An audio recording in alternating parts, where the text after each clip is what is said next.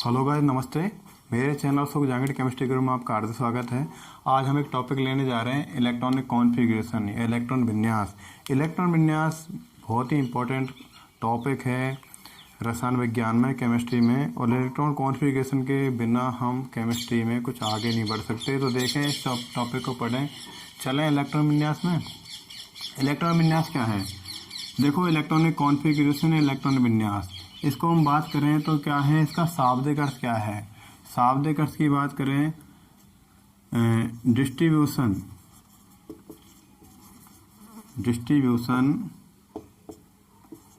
Of electrons. Electrons का distribution known as configuration. इसको हम क्या बोलेंगे? कॉन्फ़िगरेशन बोलेंगे। और इसको हम बोलें इलेक्ट्रॉन का बंटवारा, इलेक्ट्रॉन का वितरण। क्या बोल देंगे? इलेक्ट्रॉन का वितरण क्या कहलाएगा? इलेक्ट्रॉन विन्यास कहलाएगा। वितरण कर रहे हैं, वितरण किस तरह करें? एक नियम से करें, एक बेईमानी से करें। भाई, इलेक्ट्रॉन का वितरण कैसे? नियम अनुसार करें तो इलेक्ट्रॉन विन्यास बोलेंगे।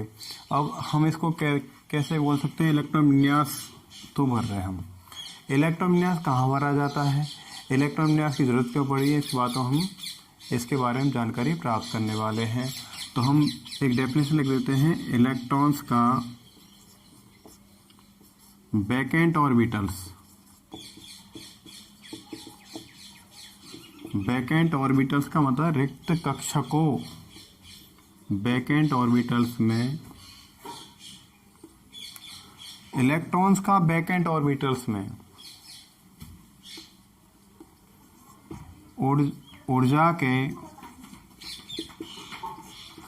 एनर्जी, ऊर्जा के बढ़ते क्रम में, ऊर्जा के बढ़ते क्रम में नियमानुसार, अब नियमानुसार वितरण, नियमानुसार वितरण ही इलेक्ट्रॉन विन्यास, नियमानुसार ही वितरण ही क्या कहलाता है? इलेक्ट्रॉन विन्यास है। और डेफिनेशन को हम यहाँ पर इन्वर्टेड कॉमा बंद कर सकते हैं, कोई प्रॉब्लम नहीं। अब यहाँ पर क्या? Distribution of electrons known as electron configuration, या इलेक्ट्रॉन का वितरण। अब इलेक्ट्रॉन का वितरण कैसे होगा? वैकेंट ऑर्बिटल्स में होगा, ऊर्जा के बढ़ते क्रम में होगा। मतलब हम क्या करेंगे? इलेक्ट्रॉन कैसे फिलअप करेंगे? इलेक्ट्रॉन्स हमारे पास हैं तो पहले कहाँ पर जाएंगे? Lower energy, lower energy orbitals में जाएंगे। उसके बाद इलेक्ट्रॉन्स कहाँ पर मूवमेंट करेंगे? Higher energy orbitals. ये फ्लो इलेक्ट्रॉन्स का होगा जब हम इसको भरते जाएंगे। तो lower energy to higher energy electrons का फ्लो होगा। ये प्रोसेस ये कहलाएगी इलेक्ट्रॉन विन्यास कहलाएगी। प्रोसेस क्या कहलाएगी? इलेक्ट्रॉन विन्यास कहलाएगी। तो हम ध्यान दें, इलेक्ट्रॉन्स का लोअर एनर्जी ऑर्बिटल से हायर एनर्जी ऑर्बिटल्स में भरने का जो है सीक्वेंस है, व्यवस्था है, उसे क्या बोलेंगे हम? इलेक्ट्रॉन विन्यास कहते हैं। क्लियर बात? इलेक्ट्रॉन विन्यास की बात, डेफिनेशन क्लियर हो गई है शायद मेरे आइडिया में। इसको हम यूँ भी कर सकते हैं। देखो, यहाँ पर एनर्जी लेवल हम देखें, ये तो है एनर्जी, और यहाँ पर हम ये लोअर एनर्जी की बात करें, लोअर एनर्जी लेवल, और लोअर एनर्जी लेवल से हायर एनर्जी लेवल। तो इलेक्ट्रॉन्स पहले तो कहाँ पर जाएंगे? लोअर एनर्जी लेवल में, कम ऊर्जा स्तरों में चले जाएंगे, लोअर एनर्जी लेवल ऑर्बिटल्स में, और उसके बाद हायर एनर्जी लेवल ऑर्बिटल्स में इलेक्ट्रॉन फिलअप होंगे। तो इलेक्ट्रॉन का फ्लो कैसे रहेगा? ये रहेगा। तो इलेक्ट्रॉन्स यहाँ पर हैं, उसके बाद इलेक्ट्रॉन यहाँ पर चल जाएंगे। तो ये तो इलेक्ट्रॉन भरने का जो सीक्वेंस है इस हिसाब से होगा। लोअर एनर्जी लेवल में पहले जाएंगे, उसके बाद हायर एनर्जी लेवल में इलेक्ट्रॉन्स का फिलअप होगा। और इलेक्ट्रॉन का वैकेंट ऑर्बिटल रिक्त कक्षकों में ऊर्जा के बढ़ते क्रम में नियम अनुसार जो वितरण है उसे क्या बोलेंगे? हम इलेक्ट्रॉन विन्यास कहते हैं। क्लियर बात? आगे बढ़ें। आप स्क्रीनशॉट भी ले सकते हैं। बहुत ही इंपॉर्टेंट टॉपिक है इलेक्ट्रॉन विन्यास, डिस्ट्रीब्यूशन ऑफ इलेक्ट्रॉन्स, इलेक्ट्रॉन का वितरण हम पढ़ने वाले हैं। अब देखो इसके लिए कुछ नियम हैं, इलेक्ट्रॉन विन्यास के लिए रूल्स हैं।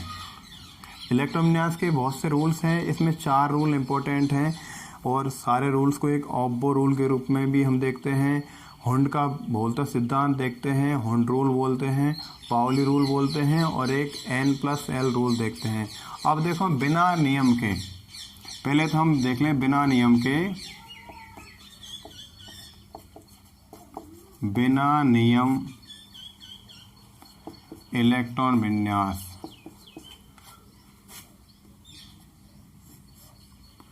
बिना नियम के इलेक्ट्रॉन विन्यास देखें, कोई नियम हमें याद नहीं है तो इलेक्ट्रॉन विन्यास कैसे हम भर सकते हैं, इसको हम क्लियर कर लें। कोई भी नियम हमें याद नहीं है, इलेक्ट्रॉन विन्यास देखें हम कैसे करें, ध्यान दें। बिना नियम के, नियम हम पढ़ाएंगे आपको, नियम भी क्लियर करवाएंगे, इस बात को नोटिस कर लें कि बिना नियम के इलेक्ट्रॉन विन्यास कैसे करें। आपको एक बात ध्यान दें, अब इस बिना नियम के इलेक्ट्रॉन विन्यास भरने के लिए आपको ध्यान देना पड़ेगा, बहुत अच्छा ध्यान देना पड़ेगा और थोड़ा सा मेरे साथ आपको टाइम स्पेंड करना पड़ेगा। तो देखें बिना नियम के इलेक्ट्रॉन विन्यास में आपको थोड़ा सा ध्यान दें बस। SPDF क्या है, SPDF क्या है भाई, SPDF हमने बताया उपकोष है, ठीक है। SPDF क्या है, उपकोष है और उपकोष में उपस्थित कक्षक हैं। तो SPDF में हम क्लियर कर लें। तो आप एक ध्यान रखो, अटेंशन करने वाली बात यह है, S किसके बराबर है, P के बराबर। ध्यान रखना इस बात को, आप थोड़ा सा क्लियर करो। S किसके बराबर हो गया, P के बराबर, S = P। अब सेकंड नंबर किसका है, S और P क्लियर हो गए। और D का जो वैल्यू होता है वो S से 1 कम कर दो, S-1 कर दो, ठीक है। अब इसके बाद हम F के बारे में बात करें, F कर दो S से 2 कम। अब D S से 1 कम है तो इसका मतलब P से भी 1 कम हो जाएगा, और F S से 2 कम है तो इसका मतलब P से भी 2 कम हो जाएगा, बिकॉज S और P यहाँ पर दोनों का क्या है, वैल्यू इक्वल है, दोनों का मान समान है। ये बात क्लियर हुई, ज़्यादा कोई बड़ी बात नहीं है, इजीली आप इसको कर सकते हैं, कोई समस्या वाली बात ऐसी है नहीं है। S बराबर P, D बराबर S-1 और F बराबर S-2। इसे बहुत अच्छे ढंग से कर लें, बहुत इंपॉर्टेंट है। ये क्लियर हो गया तो हम बिना नियम के सीख जाएंगे। अब आप एक नोटिस कर लेना है, S में कितने इलेक्ट्रॉन्स आते हैं, मैक्सिमम 2 इलेक्ट्रॉन्स, P में कितने आते हैं 6 इलेक्ट्रॉन्स, और D में कितने आते हैं 10 इलेक्ट्रॉन्स, और F में कितने आते हैं 14 इलेक्ट्रॉन्स। तो आप देखें ये क्लियर हुई बात। अब इसके बारे में देखें हम, एक बात ध्यान रखो आप, S, अब ये मैं आप रूल के हिसाब से बता देता हूँ, इसके हिसाब से करना आप, S कॉमा, ध्यान रखना। इसके बाद नंबर आता है S और P का, कॉमा लगा दो। कॉमा का बहुत बड़ा इंपॉर्टेंट रोल होगा, गलती नहीं करें, कॉमा समय पे लगाएं, सही जगह लगाएं। SP लिख दिया तो एक बार SP और लिख दिया, पहले ध्यान रखें S, उसके बाद SP, उसके बाद SP एक बार हो गया, फिर उसके बाद नंबर आया इसके बाद आएगा S और P के बीच में कौन आ जाएगा, D आ जाएगा। ध्यान दें, S और P की अच्छी दोस्ती थी, बीच में एक D आ गया, फिर एक बार और लिख दो SDP, कॉमा, एक बार देखो S लिखा, फिर उसके बाद SP लिखा, फिर SP लिखा, SDP लिखा और उसके बाद SDP लिखा। अब किसका नंबर बचा भाई, S का आ गया, P का आ गया, D का आ गया, कौन बचा, F बचा। अब देखो S F D P, आपको इस तरह सीक्वेंस रखना है, S के बाद F, F के बाद D, D के बाद P। एक बार और लिख दो, चलो अब यहाँ पर फुल स्टॉप हो जाए, क्योंकि हमारे पास S P D F सारे आ चुके हैं। अब ध्यान देना आपको, आप क्या करना है, गिनती स्टार्ट कर देनी है। हमारी आवर्त सारणी पीरियोडिक टेबल में कितने आवर्त होते हैं, कितने पीरियड्स होते हैं, 7 होते हैं। तो स्टार्टिंग हम करते हैं 1 से, 1 के बाद कॉमा लगाओ, कोई प्रॉब्लम नहीं। फिर इसके बाद नंबर किसका आ जाएगा, 1 के बाद काउंटिंग 2। अब देखो S और P बराबर है ना, S और P बराबर है तो इस कॉमा वाली 2S के लिए तो 2P लगा दो भाई, ठीक है, कॉमा। अब नंबर देखो बढ़ता जाएगा 3, 3s, तो p कितना आ जाएगा, इसके सामने 3 लगा दो, ठीक है। अब इसके बाद कॉमा लगाने के बाद नंबर कितना है 4, डी का मान कितना है, एस से 1 कम है, तो यहाँ पर 4 है तो कितना 3 हो जाएगा। एस और पी बराबर हैं तो एस के सामने 4 लगा हुआ है तो पी के सामने 4 लगा दो, क्लियर हुई बात। अब गिनती बढ़ती जा रही है, काउंटिंग बढ़ती जा रही है, 5 कर दो, 4 के बाद 5 एस है, डी का मान कितना आ जाएगा, एस से 1 कम तो 4 हो जाएगा। अब देखो 5s और एस और पी बराबर, तो पी कितना हो जाएगा 5p, ओके। अब 5 के बाद क्या आ जाएगा, 6 का नंबर आ जाएगा, 6 का नंबर आ जाएगा 6s, तो एफ का मान कितना, एस से 2 कम है भाई, एफ का मान एस से 2 कम है तो कितना आ जाएगा, एफ का मान 2 कम 4 आ जाएगा, 4f। अब यदि बात करें एस और डी का मान कितना 1 कम है 5 आ जाएगा, और एस और पी बराबर है 6 आ जाएगा, क्लियर बात। अब गिनती स्टार्ट करें, 7 पहुंच जाते हैं, 7। एफ का मान कितना कम है, 1 कम है कि 2 कम है, 2 कम है एस से, तो 5 आ जाएगा। डी का मान कितना कम है, एस से 1 कम है, तो 7 माइनस 1 6 हो जाएगा, और एस और पी बराबर है तो हो जाएगा 7। तो ये है आब्बो के हिसाब से इलेक्ट्रॉन का ऊर्जा के बढ़ते क्रम में कक्षकों का एक अरेंजमेंट। तो देखो सबसे कम ऊर्जा है 1s, ये कम ऊर्जा है,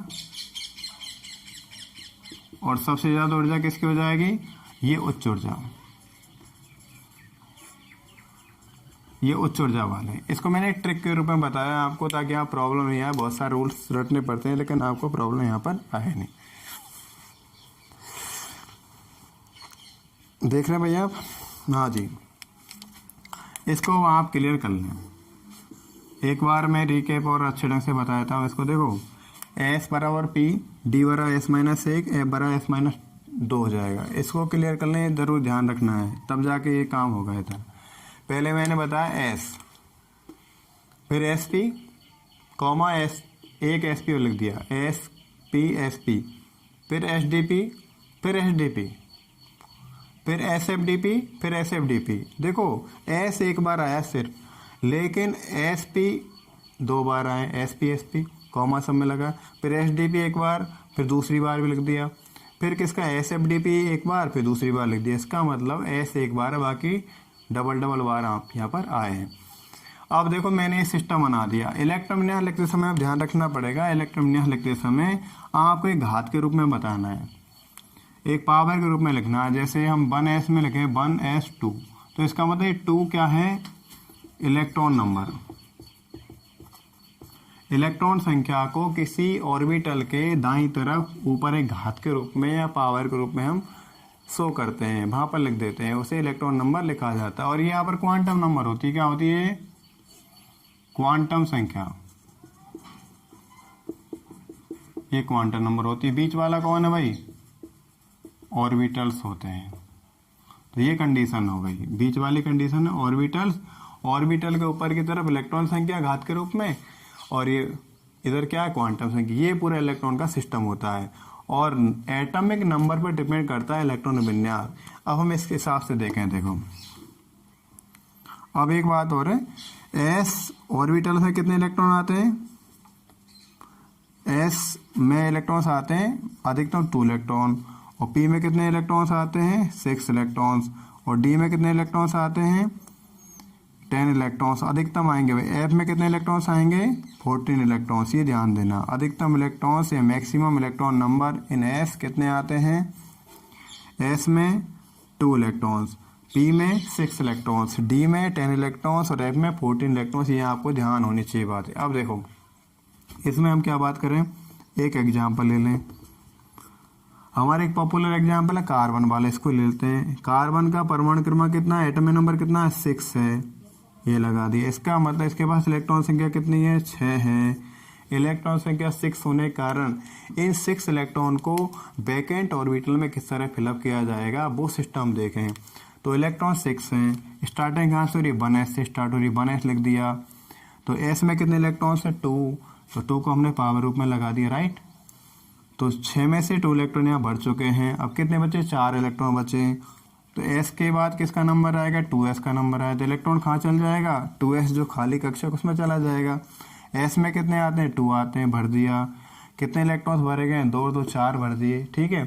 अब किस में जाएगा 2p, देखो ऊपर ये रूल्स बनाया है ना 2p में कितने इलेक्ट्रॉन आता है, अधिकतम आते हैं 6 इलेक्ट्रॉन्स। यहाँ पर कितने 6 इलेक्ट्रॉन आने चाहिए, लेकिन यहाँ पर कितने भर गए, इलेक्ट्रॉन संख्या 6 थी और भर कितने गए 2 2 4 भर दिए गए। अब बचे कितने 2, और इलेक्ट्रॉन यहाँ पर कार्बन के कंप्लीट हो चुके हैं। तो आप देख सकते हैं इलेक्ट्रॉन विन्यास कार्बन का 1s2 2s2 2p2, और 2p2 पर इलेक्ट्रॉन अभी तो p में और 4 और इलेक्ट्रॉन और आ सकते थे लेकिन आए नहीं। उसका कारण क्या था, उसका कारण ये था कि इलेक्ट्रॉन ही खत्म हो चुके हैं कार्बन के पास। तो ये था इलेक्ट्रॉन विन्यास का कार्बन वाला एक एग्जाम्पल। एक एग्जाम्पल और लेते हैं हम। यहाँ देखो, यदि मेरे पास मैं कहूँ मैग्नीज का ले लें, मैग्नीज कोई एलिमेंट है और मैग्नीज का एलिमेंट नंबर एटॉमिक नंबर कितने 25, इलेक्ट्रॉन कितने इसके पास 25। अब देखो मैग्नीज के पास 25 इलेक्ट्रॉन्स है, इसको फिलअप करना है हमें। तो क्या हो जाएगा, देखो स्टार्टिंग कहाँ से होगी, शुरुआत कहाँ से होगी 1s में कितने इलेक्ट्रॉन्स आएंगे 2, भर दो भाई। उसके बाद कॉमा लगा दो, 2s में कितने इलेक्ट्रॉन 2 आएंगे।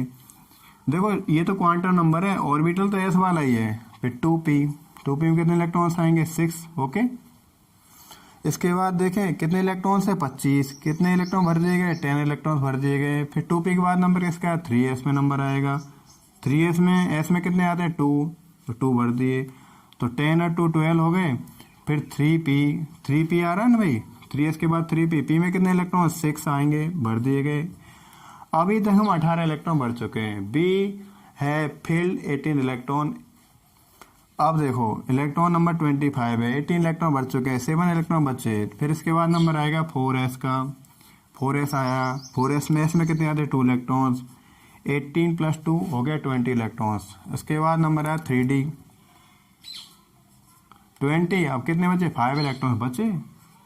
तो देखो मैग्नीज के पास इलेक्ट्रॉन 25 थे, 1s2 2s2 2p6 3s2 3p6 4s2 3d5। अब देखो इलेक्ट्रॉन नंबर काउंट कर लो, ऊपर वाला पावर वाला इलेक्ट्रॉन नंबर होगा 2 2 4 6 10 और 2 12 6 18 2 20 5 25। तो पूरे 25 इलेक्ट्रॉन भर दिए गए हैं, रूल्स के अकॉर्डिंग भरे गए हैं। लेकिन रूल मैंने बताया नहीं, एक ट्रिक बताइए था कि इलेक्ट्रॉन विन्यास कैसे भरा जाए। यदि वीडियो इसके बाद कुछ एग्जाम्पल और लेंगे और वो नेक्स्ट वीडियो में पढ़ाऊंगा मैं। यदि वीडियो अच्छी लगे तो प्लीज़ लाइक और शेयर ज़रूर कर दो और सब्सक्राइब जरूर कर देना। All the best. Next video के इंतजार में बहुत एग्जाम्पल करवाऊंगा और अच्छे ढंग से करवाएं, ठीक है।